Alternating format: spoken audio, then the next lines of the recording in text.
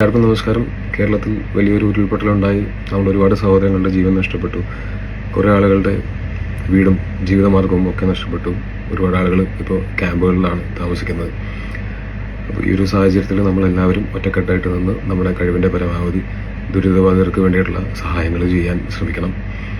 അത് മുഖ്യമന്ത്രിയുടെ ദുരിതാശ്വാസ ഫണ്ടിലേക്ക് പൈസ കൊടുത്തുകൊണ്ടാവാം, അല്ലെങ്കിൽ മറ്റ് സന്നദ്ധ സംഘടനകൾ വഴി ചെയ്തുകൊണ്ടാവാം, അതുമല്ലെങ്കിൽ നേരിട്ട് ഓരോ ക്യാമ്പുകളിലേക്കും വേണ്ട സാധനങ്ങൾ മേടിച്ചു കൊടുത്തും ആവാം.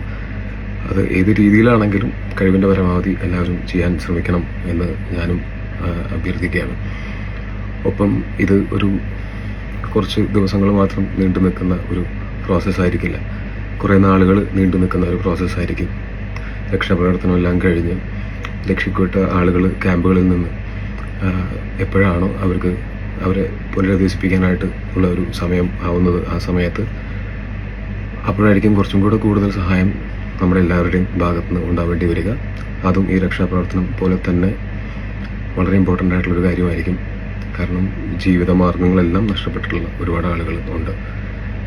അപ്പോൾ ആ സമയത്തും ചെറിയ എമൗണ്ട് വലിയ എമൗണ്ട് എന്നൊന്നുമില്ല, നമ്മുടെ കഴിവ് പോലെ എന്തെങ്കിലും എല്ലാവരും ചെയ്യാൻ ശ്രമിക്കണം. എന്നും മലയാളികൾ അങ്ങനെ ഒരു ലോകത്തിന് തന്നെ മാതൃകയായിട്ടുള്ളതാണ്. നമ്മളൊക്കെ എല്ലാവരും തമ്മിൽ എന്തൊക്കെ പടലപ്പിണക്കങ്ങളുണ്ടെങ്കിലും, എന്തൊക്കെ അഭിപ്രായ വ്യത്യാസങ്ങളുണ്ടെങ്കിലും, വിയോജിപ്പുകളുണ്ടെങ്കിലും, മാനുഷികതയുടെ സമയം വരുന്ന സമയത്ത് നമ്മളെല്ലാവരും ഒരുമിച്ച് നിൽക്കുകയും ആ ഒരുമിച്ച് നിന്നുകൊണ്ട് നമ്മൾ സഹായങ്ങൾ ചെയ്യുകയും ചെയ്തിട്ടുണ്ട്. അത് നിരവധി തവണ മലയാളികൾ അത് തെളിയിച്ചിട്ടുള്ളതാണ്. അത് ഇക്കാര്യത്തിലുണ്ടാവും എന്ന് പ്രതീക്ഷിക്കുന്നു. എല്ലാവർക്കും നന്ദി.